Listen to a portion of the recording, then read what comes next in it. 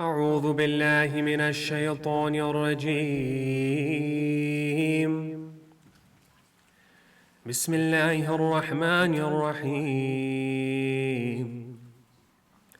الحمد لله رب العالمين، والصلاة والسلام على سيدنا وعظيمنا وحبيب قلوبنا وشفيع نفوسنا أبي القاسم محمد. اللهم صل على محمد وآل محمد وعلى أهل بيته الطيبين الطاهرين المعصومين المكرمين المنتجبين. أما بعد، فقد قال الله تعالى في كتابه الكريم وقوله الحق: بسم الله الرحمن الرحيم. ومن آياته أن خلق لكم من أنفسكم أزواجا لتسكنوا إليها وجعل بينكم مودة ورحمة إن في ذلك لآيات لقوم يتفكرون. صدق الله العلي العظيم. بسم الله الرحمن الرحيم. رب اشرح لي صدري ويسر لي أمري واحلل عقدة من لساني يفقه قولي. السلام عليكم جميعا ورحمة الله وبركاته. We have, over these nights, been talking about the notion of rights within the religion of Islam. First with its historicity and philosophy, and then moving on to the rights of Allah subhanahu wa ta'ala, the rights of ibadah, the rights of the nafs, and then we moved into the rights of charity, which is in between ibadah and the rights of other people. And today, inshallah, we will take the first step at looking at the rights which are purely designed to be given to others. And that is the rights of one's spouse, your husband or your wife. Now, it is a very controversial topic, and it is one which can be quite difficult to speak about. And there are two ways that we can approach this. One method is the comprehensive one, a rigorous dissection and a complete analysis of the difference between men and women and their respective rights within the religion of Islam. The other way is to look at it a bit more superficially, but to try and access the more pragmatic and the more pertinent aspects of the rights and apply it to our daily lives.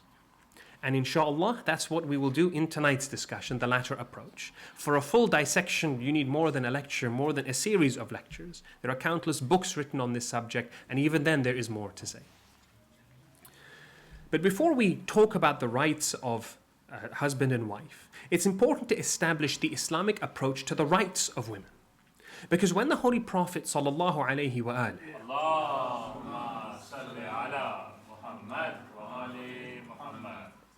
when he first came, he came to a society that did not believe in women's rights whatsoever. Women were property to them. You had free men, then you had slaves, and below slaves, which were also seen as property, were women. All sorts of atrocities were committed against them, and there was nothing that they could say about it, including to the extent of mass infanticide, that a daughter, when she was born, in many occasions she would be buried because it was an embarrassment. And Allah subhanahu wa ta'ala, He reveals to the Holy Prophet that not only are women not property, they are equal in their humanness and in their personhood to men, in all aspects. There's a comprehensive verse in the Holy Quran, Surah Al-Ahzab, verse 35. And indeed, the believing men and the believing women, the obedient men and the obedient women, the truthful men and the truthful women, the patient men and the patient women, the humble men and the humble women, the charitable men and the charitable women, the fasting men and the fasting women, the men who guard their private parts, the women who guard their private parts. And whoever of the men that remembers Allah often, and of the women that remember Allah subhanahu wa ta'ala often, Allah has prepared for them a forgiveness and a great reward. There's a clear line that Allah subhanahu wa ta'ala is drawing here to say to us that whatever it is that you see as honorable, whatever actions there are that are held highly in regard by Allah subhanahu wa ta'ala, Allah recompenses both men and women. They are entirely and wholly equal. And it's an important precursor to the discussion because there are certain cynics and skeptics that try and say about the Holy Prophet that he was not as concerned with women's rights. But any ingenuous scholar who looks at the data, they are left without any conclusion other than to say that the Holy Prophet was a revolutionary for women's rights in an area where they were previously non-existent. But of course, men and women are somewhat different, and we'll dissect that in some depth later on in tonight's discussion. But together, when they come together, there is a wholeness that is attributed to them. And that is why marriage is so encouraged within the religion of Islam. One is incomplete without the other. And the purpose of marriage within the Islamic tradition is to build a stable union for procreation and for the bringing up of children. And in a modern sense, there are a lot of ways in which this traditional approach is eroded. There's so many aspects of it which are no longer present, whether it's the procreative elements, whether it's the fact that it's no longer seen as permanent, about 50% of marriages are ending in divorce, or even some people who are trying to stretch the definition of the word marriage, they're introducing things called open marriages. You can use your imagination. But the Holy Prophet Muhammad sallallahu alayhi wa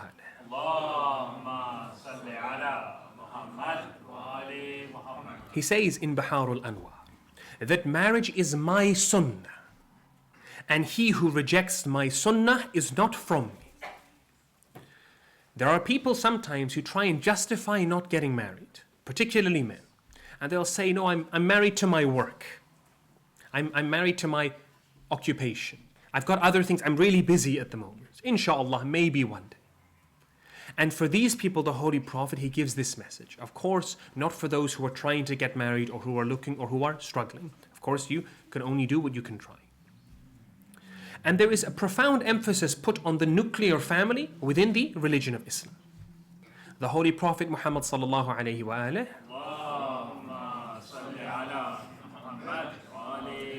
he says again in Baharul Anwar that there is no institution in Islam that is more beloved to Allah subhanahu wa ta'ala than marriage. Because you have the smallest functioning interdependent unit of society in the nuclear family, which is the parents and the children. At the very least, that is the foundational element. That stability that it provides is what allows for the growth of the family and then the community at large. And the nuclear family, it is beneficial both on a pragmatic level and also on a spiritual level. On an individual level, there are lower rates of depression, lower rates of isolation, lower rates of issues with bad health. On a societal level, there is less crime, there are lower levels of suicide. For children, there's better conduct, there's better behavior, there's better development, there's better performance in academic circles. And spiritually as well, there's so much emphasis put on this union between a man and a woman. The Holy Prophet Muhammad sallallahu alayhi wa alihi,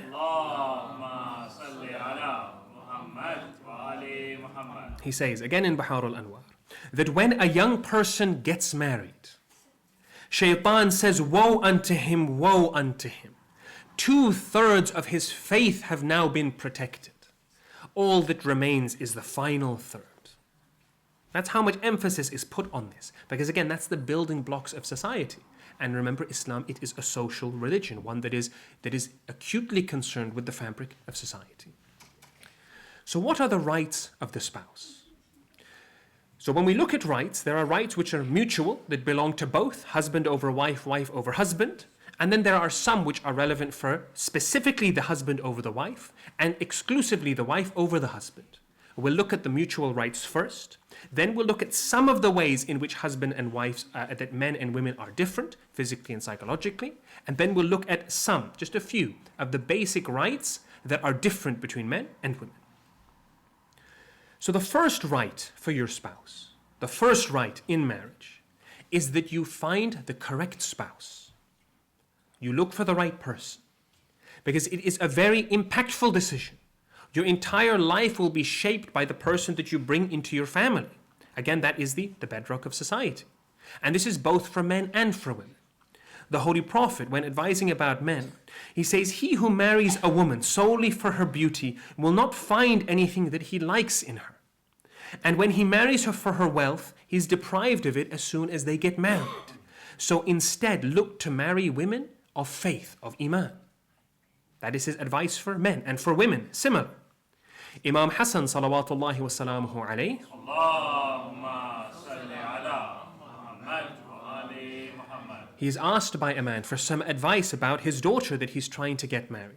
In Makarim al-Akhlaq, the Imam, he says, marry her to a pious man, to someone who fears God, because if he loves her, he will honor her. And if for whatever reason, if there is dislike that develops between them, he will at least not be unjust to her. When we look for the roots of marriage, when we're looking for a spouse, the first thing that is essential to look for is iman. And it kind of goes back to what we've been speaking about when we talk about rights being rooted in God Almighty.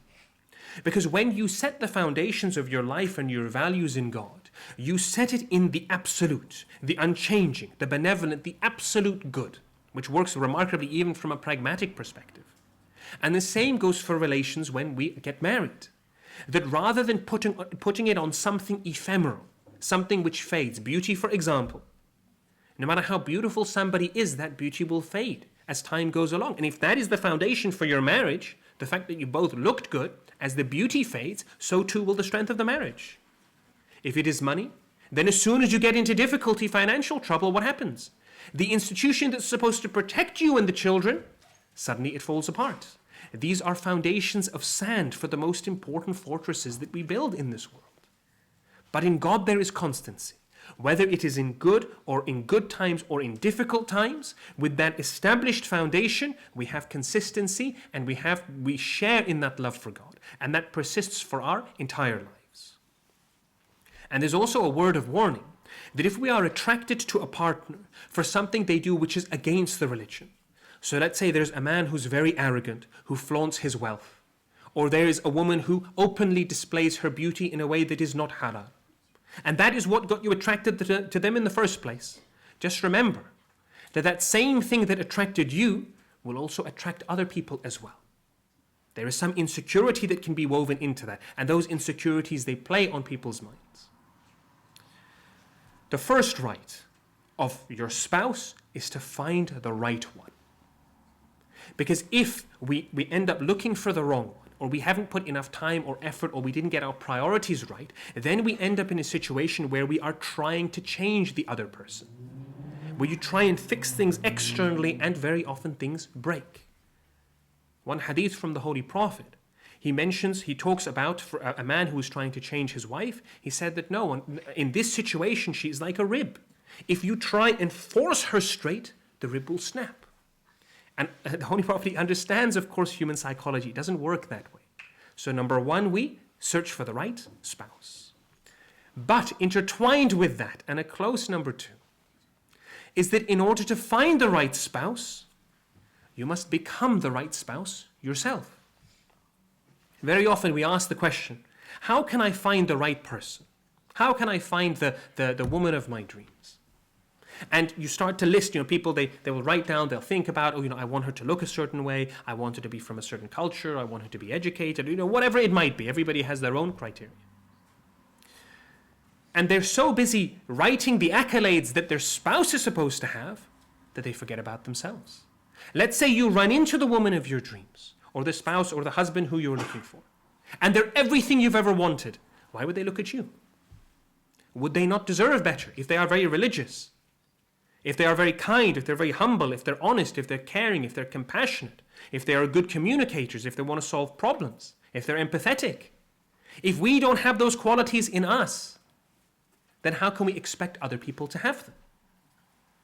Marriage is an exchange. There is inherent compromise linked in within it, and we have to give as well as take. Remember, when we talk about rights in Islam, we're talking predominantly about duties, and we interpret rights through the duties that others have to oneself. We cannot be hypocritical.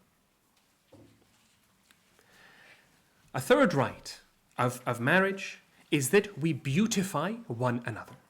Allah subhanahu wa ta'ala, He says in the Holy Quran, هُنَّ لِبَاسٌ لَكُمْ وَأَنْتُمْ لِبَاسٌ لَهُنْ. It's a wonderful verse. Allah subhanahu wa ta'ala, He says, Surah Al-Baqarah, verse 187. He says that your spouse, that your wives, they are your garments and you are their garments. He uses the analogy of clothing, and it's quite an interesting analogy, because what do clothes do? Particularly in public, they cover oneself. They hide faults. They keep honor. They keep secrets.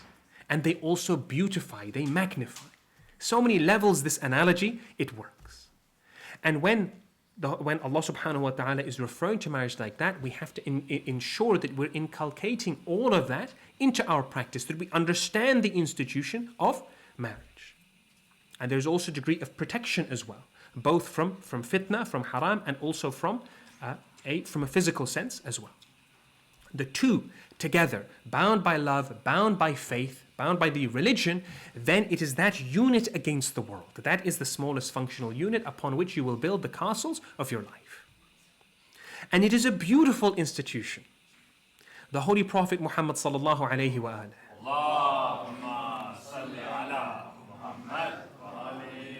he says in Al-Wafi, subsequent to the embracing of Islam, the best thing that a Muslim can profit from is a wife who pleases him when he looks at her and who has loyalty to him in honor and in property.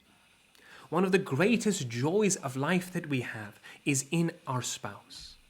When we respect their rights, when we fulfill our duties to them and they fulfill duties to us.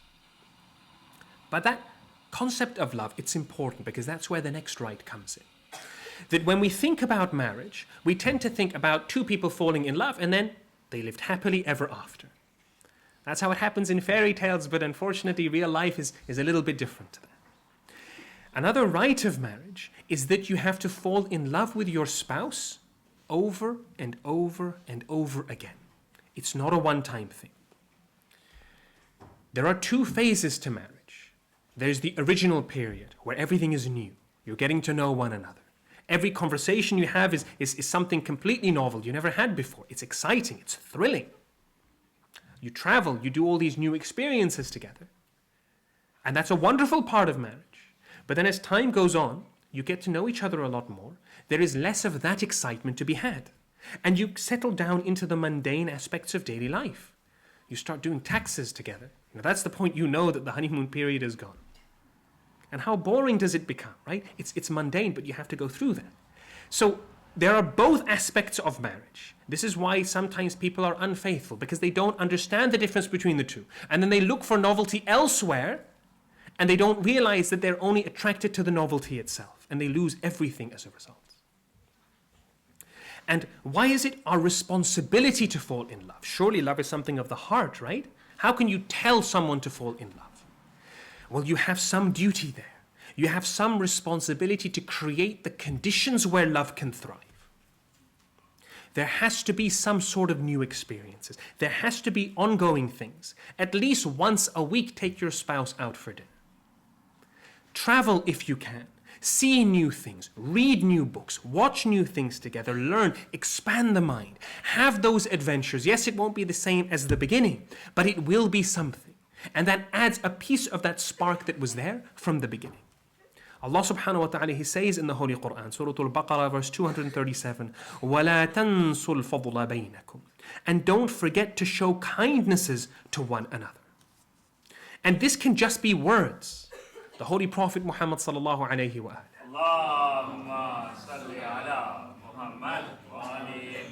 he says in Furu' al-Kafi that when a man tells his wife, I love you, those words, they never leave her heart. But words alone are not enough. It should manifest in experiences as well. Sometimes people need to be convinced of the love. You might know it inside, but it has to be expressed externally. We look at the example of the Holy Prophet and Bibi Khadija. Just to take one example of a perfect marriage. The Holy Prophet, he used to meditate in the cave of Hira. And for those who have been, you'll see how difficult it is to get there. You have to climb quite far up. It's a desolate landscape, and that's how it is now. Imagine what it was like back then. But every day, Bibi Khadija, she would go at the time of food and she would climb up the mountain not empty-handed, but with her hands full of food for her husband. There was love that was woven into that relationship. And it is those kindnesses that foster love. And the Holy Prophet Muhammad sallallahu alayhi wa alihi, Allahumma salli ala Muhammad wa ali Muhammad. He says in Bahar al-Anwar that he who goes to the market and buys a gift for his family, it is as if he is giving charity. He gets the thawab as if he is giving charity, and when he brings it back, he should give it to the daughters first, to the female members of the family first, to show them extra compassion. Allah subhanahu wa ta'ala, he says in the Holy Quran, Bismillah ar-Rahman ar-Rahim, وَمِنْ آيَاتِهِ أَنْ خَلَقَ لَكُم مِّنْ أَنفُسِكُمْ أَزْوَاجًا لِتَسْكُنُوا إِلَيْهَا وَجَعَلَ بَيْنَكُم مَّوَدَّةً وَرَحْمَةً إِنَّ فِي ذَلِكَ الْآيَاتِ لِقَوْمٍ يَتَفَكَّرُونَ. That another of God's signs, one of the signs of Allah subhanahu wa ta'ala Almighty, is that He created spouses from amongst you. And He made you in different tribes, in different nations, that you may live in tranquility. And He ordered love and kindness between you. These are signs for those who reflect. That is one of the great rights of one's spouse, is never to underestimate the power and the importance of these little kindnesses. And to create an environment at home where home is your fortress, a stable, a place of peace. Again in the Holy Quran, Allah subhanahu wa ta'ala, He says, Surah An-Nisa verse 19, live together with them courteously and in kindness. And if you dislike something in them, it might be that you dislike something in which Allah subhanahu wa ta'ala has placed a lot of good.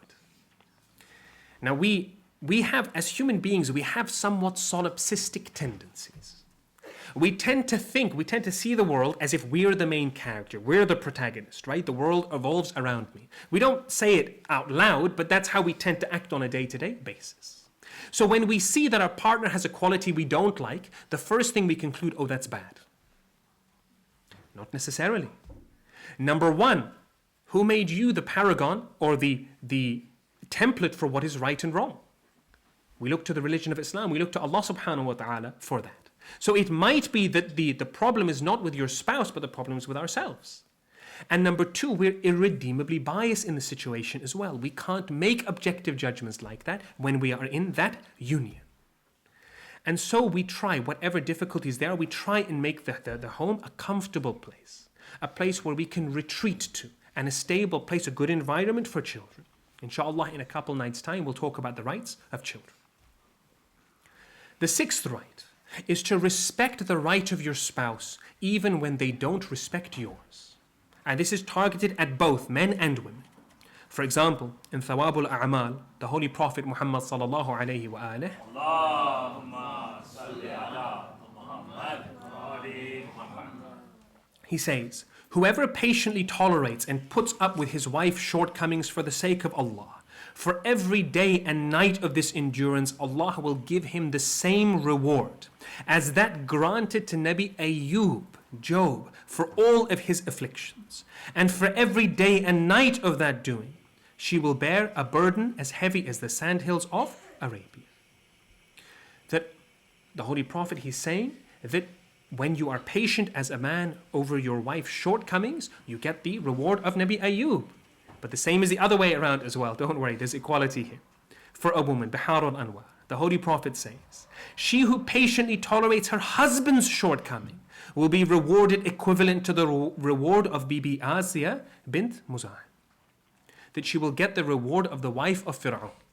And Fir'aun, eventually he killed her. We spoke about her biography in depth a few years ago.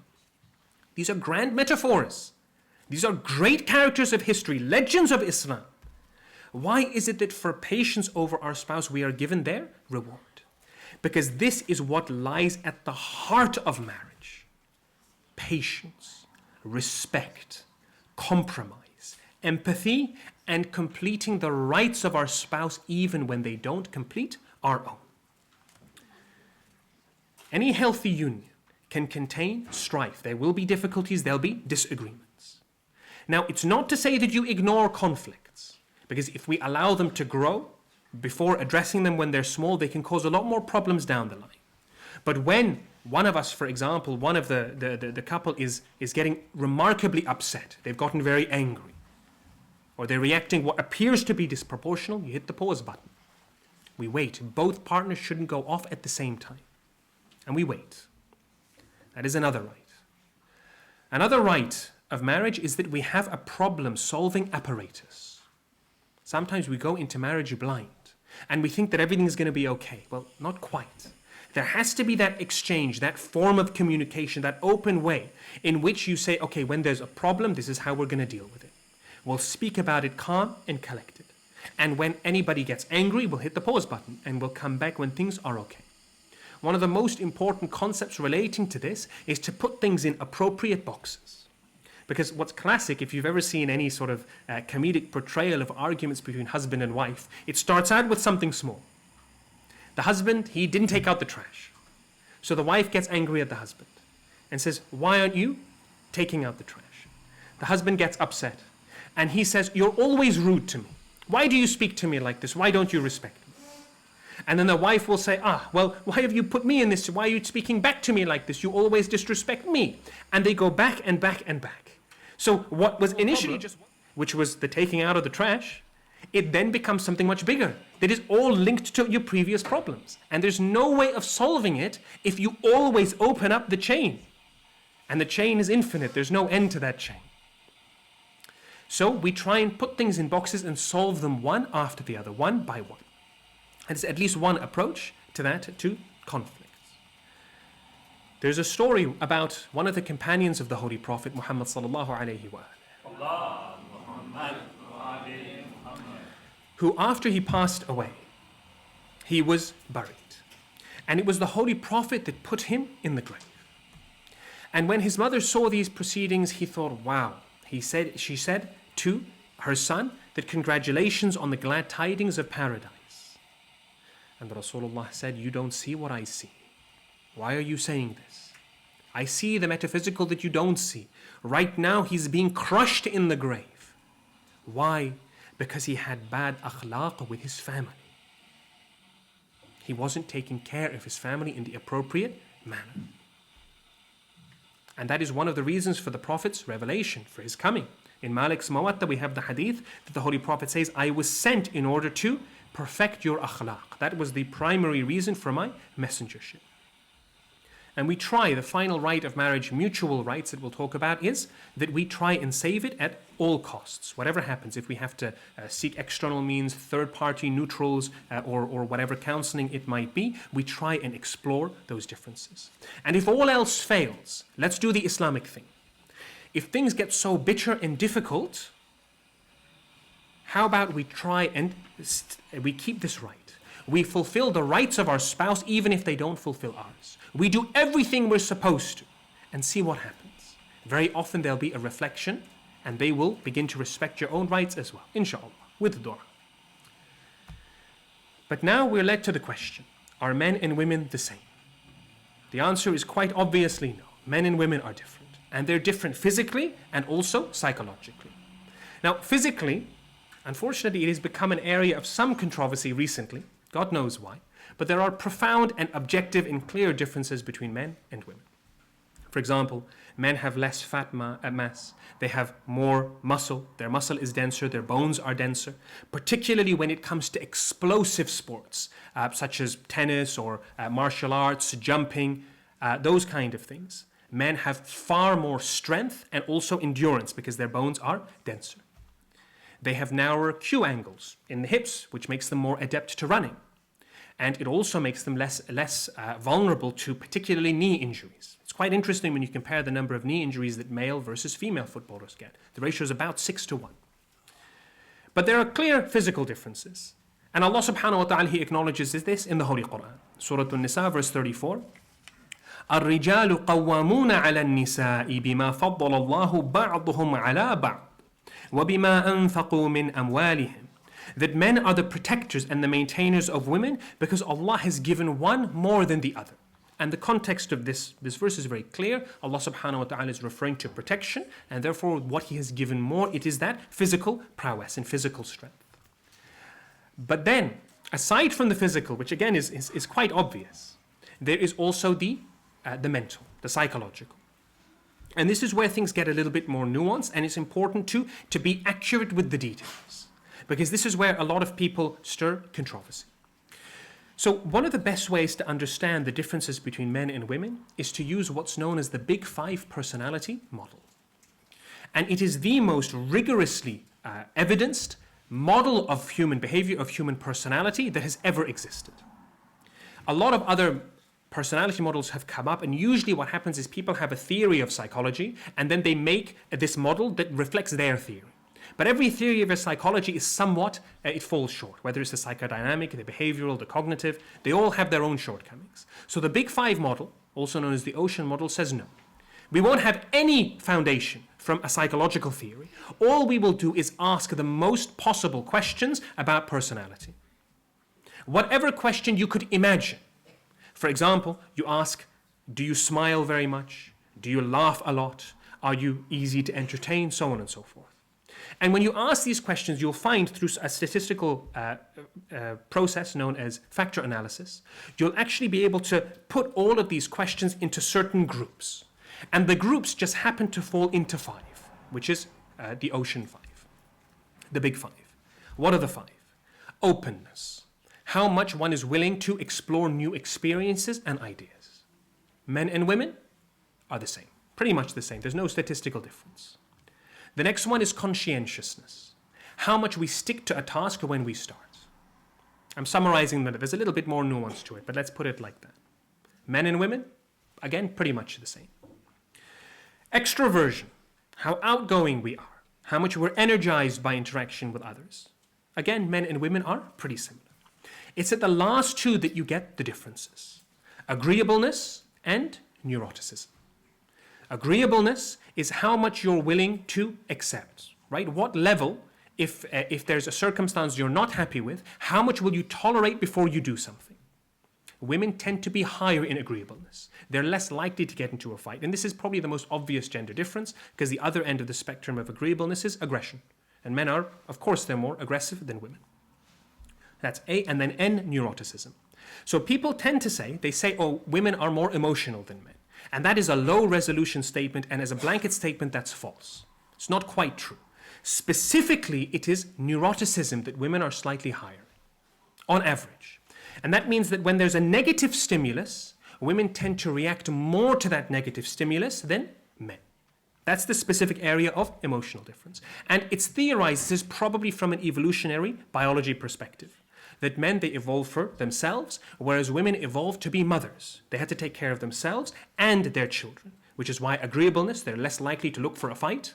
And also neuroticism, they're more likely to be perceptive to threats, because if they get hit by a threat, it's them and their child that goes. And this is probably why all of these differences, they come after puberty.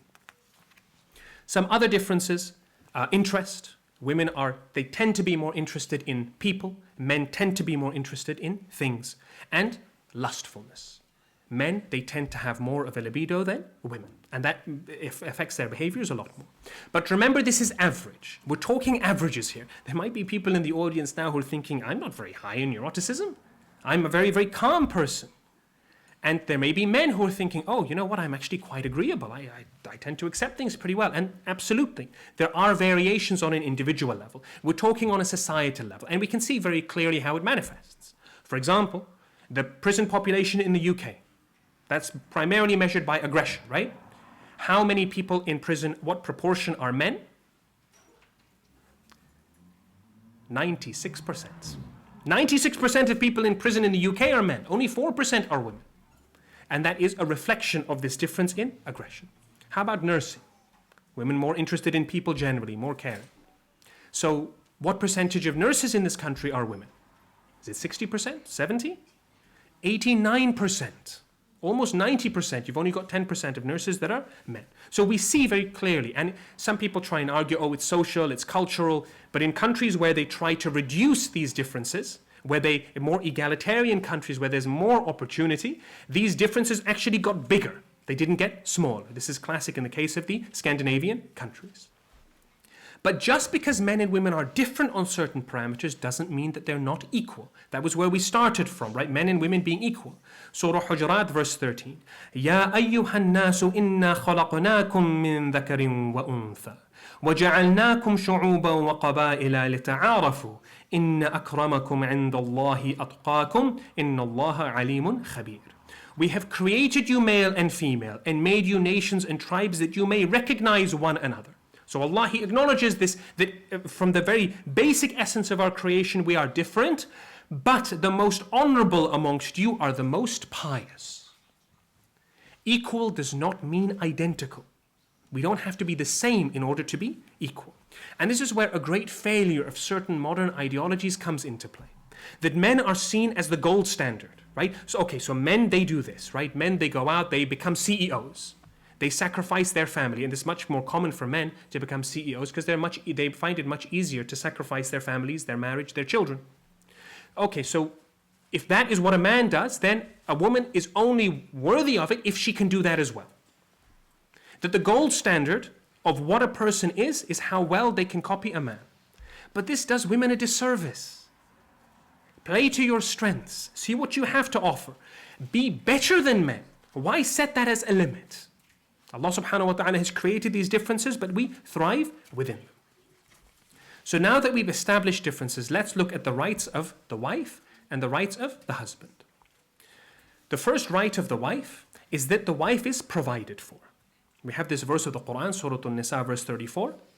الرِّجَالُ قَوَّامُونَ عَلَى النِّسَاءِ.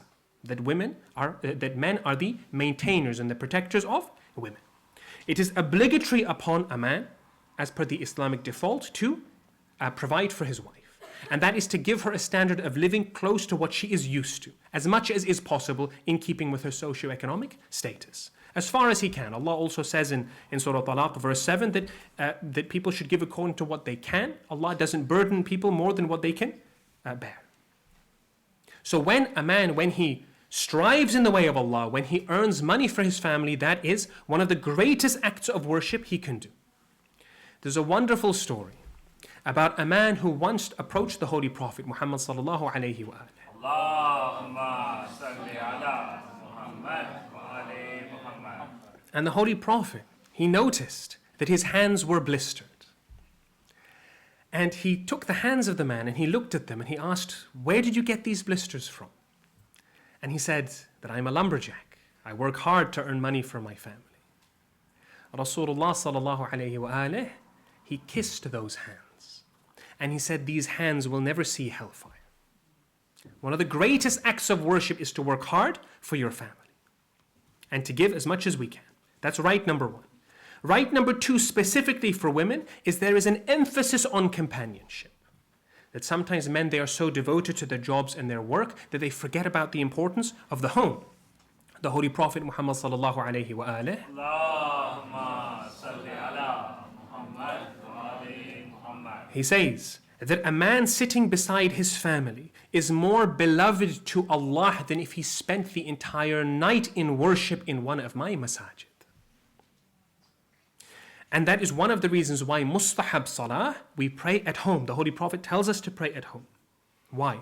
To bless the house, but also to spend that time with the family, because that time is precious. Marriage is an investment. The more that we put into it, the more that we get out of it. That is the second right. Specific emphasis on companionship. And third, the right for protection.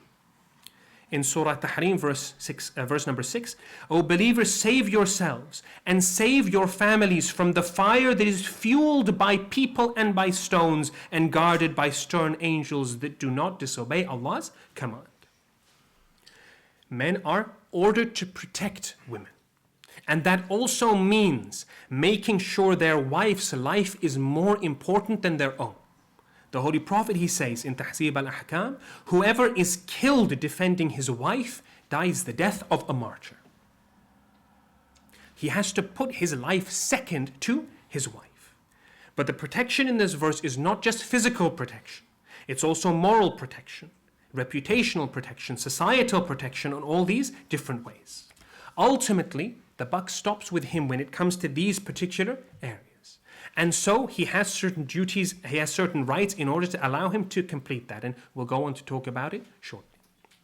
So in conclusion, there are a number of rights that the Holy Prophet and that Islam gives to women.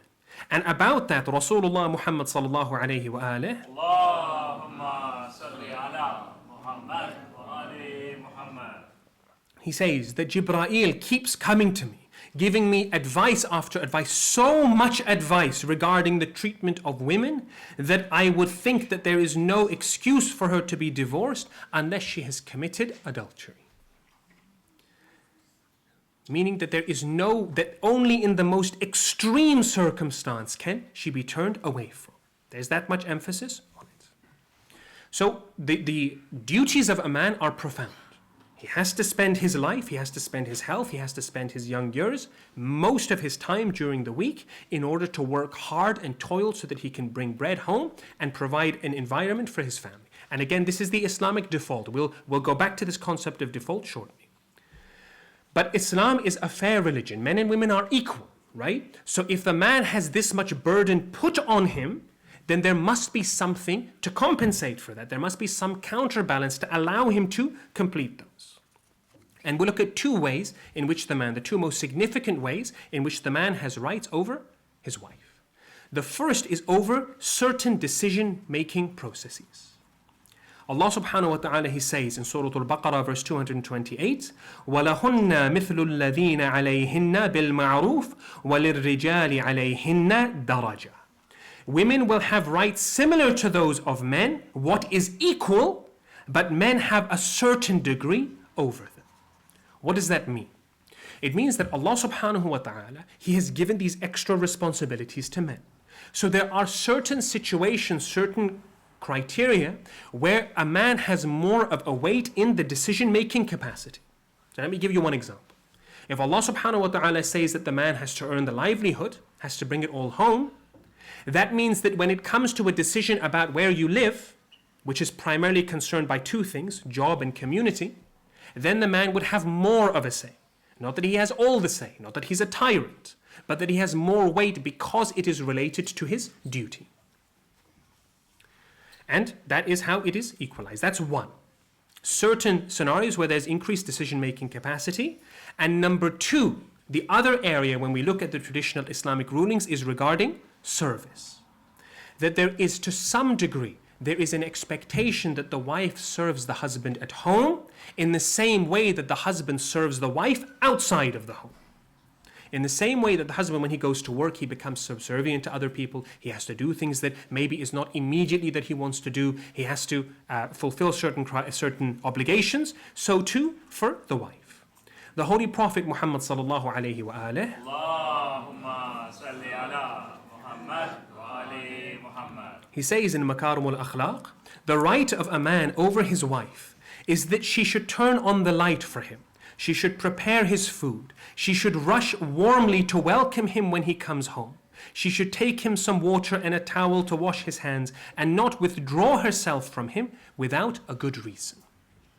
So when he comes home from work, she should be there to try and help. Now both are serving one another. It is abhorrent to suggest that the wife is the servant of the husband.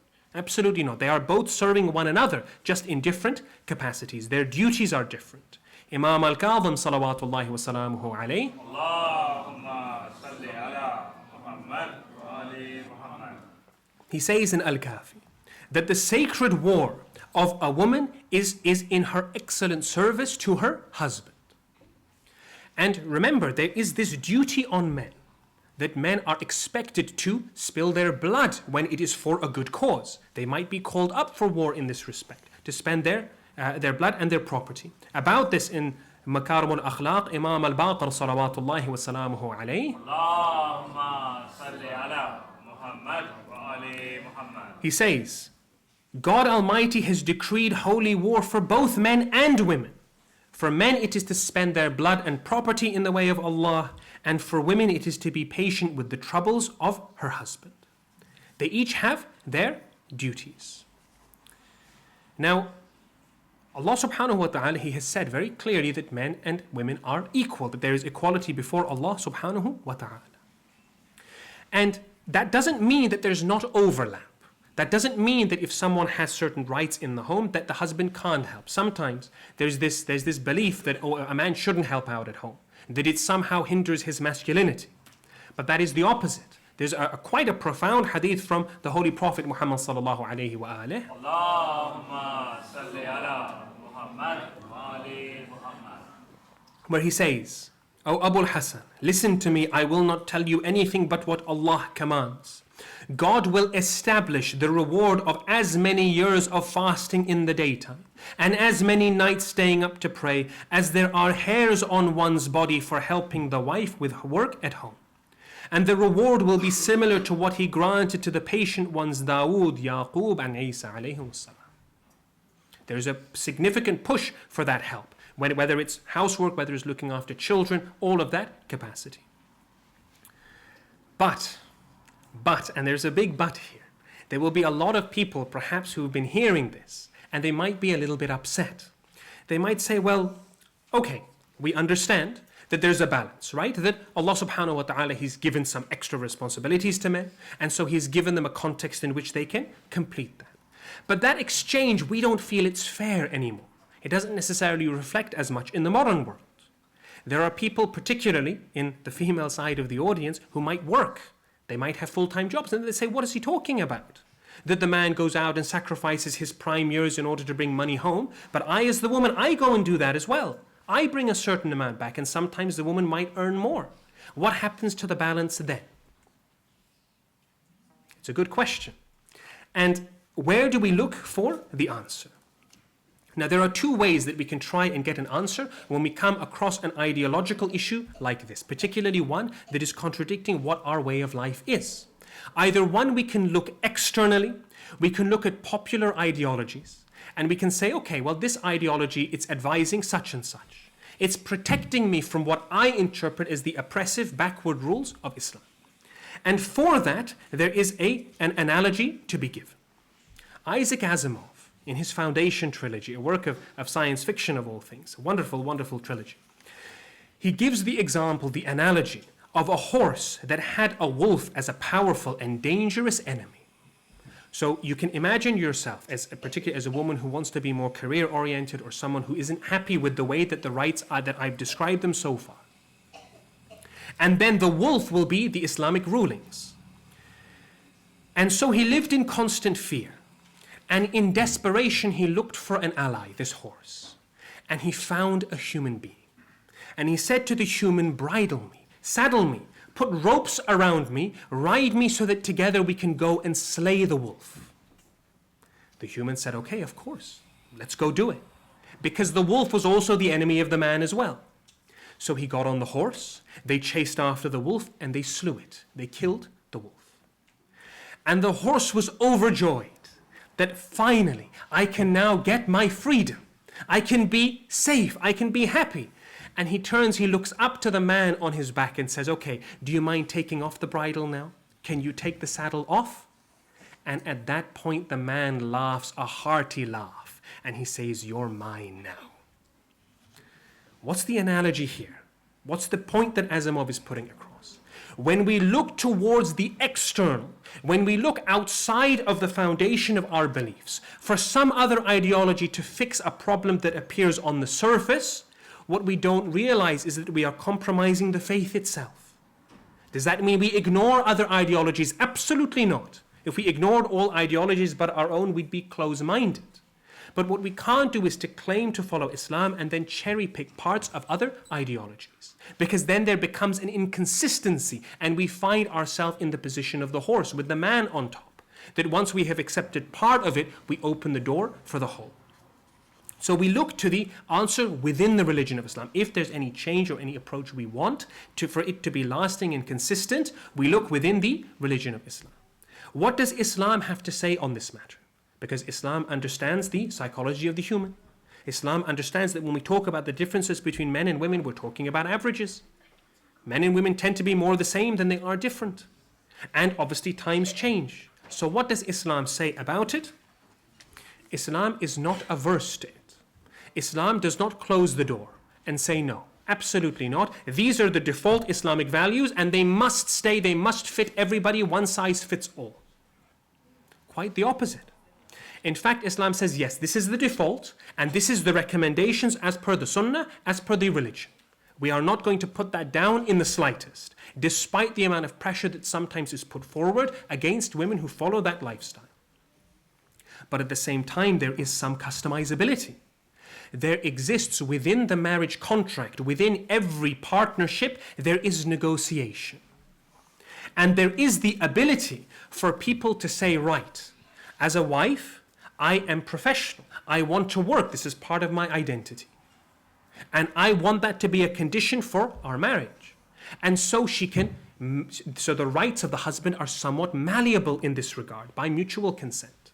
Same the other way around. Every single partnership is unique and every single one needs to be forged in its own way. And there is profound power within the marriage contract to override what we see as the default rights. Imam Ali salawatullahi wa salamuhu alayhi,